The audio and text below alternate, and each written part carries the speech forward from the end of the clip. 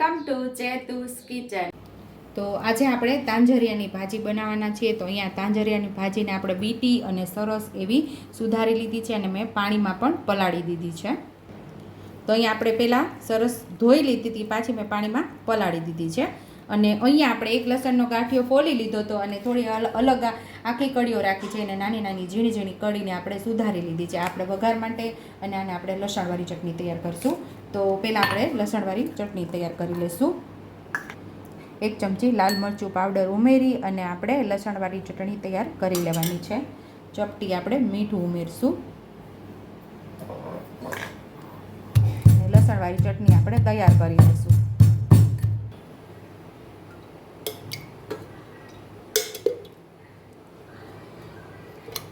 તો આપણે નાના 4 પાવડા જેટલું તેલ ઉમેરશું, એટલે 4 ચમચી જેટલું અહીંયા તેલ ઉમેરેલું છે। આપણું તેલ ગરમ થઈ ગયું છે તો લસણની કળીઓ ઝીણી ઝીણી આપણે સુધારેલી એ પહેલાં સાતળી લેવાની છે। એનો કલર બદલાય ત્યાં સુધી આપણે એને સાતળવાની છે। સેજ મરૂન કલર એટલે કે લાલાશ પડતો થઈ જાય લસણની કળીઓ ત્યાં સુધી લસણની કળીને આપણે સાતળવાની છે।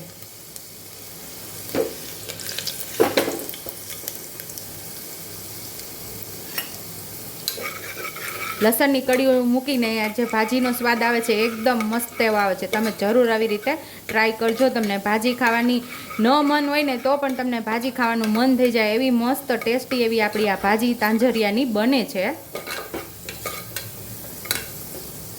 તો અહીંયા આપણે લસણની કળીઓનો કલર ચેન્જ થઈ ગયો છે તો 5 ચમચી જેટલી હિંગ ઉમેરશું અને આપણે ભાજીનો વઘાર કરી દઈશું એમાં।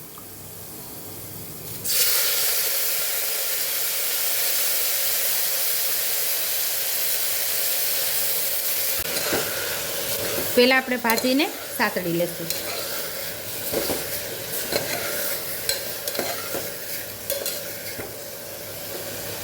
હવે અહીં આપણે મસાલા કરી લઈશું।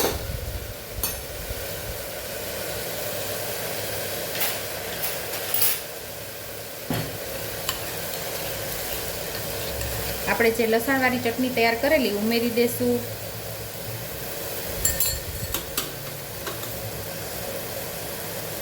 અડધી ચમચીથી થોડી ઓછી હળદર ઉમેરશું। 1 ચમચી જેટલું ધાણા જીરું પાવડર ઉમેરશું અને ભાજીમાં થોડું ઓછું મીઠું ઉમેરવાનું, તો સ્વાદ મુજબ આપણે મીઠું ઉમેરશું। સરસ આપણે મસાલા સાથે ભાજીને સાતળી લેવાની છે। મસાલો બરાબર સતળાશે ને તો જ તમને કોઈ પણ શાકનો સ્વાદ આવશે।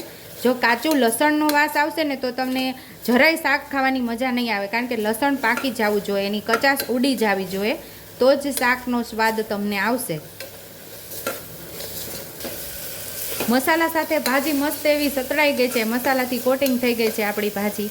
તો હવે અહીં આપણે થોડું જે ભાજી પાકે એટલું જ પાણી ઉમેરવાનું છે। આ ભાજી તમે ફૂલ રસાવાળી પણ ખાઈ શકો છો અને સૂકી ભાજી પણ ખાઈ શકો છો। ચોટતી ભાજી જે કે આપણે રસા વગરની ભાજી બનાવીએ એવી પણ તમે બનાવી શકો છો। તો આજે આપણે એવી જ બનાવવાની છે।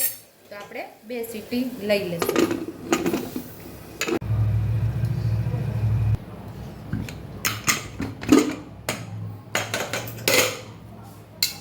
કુકર ખોલીને આપણે જોયું તો આપણી મસ્ત એવી ભાજી તૈયાર થઈ ગઈ છે। તો સર્વિંગ પ્લેટની અંદર ભાજીને સર્વ કરી લઈશું।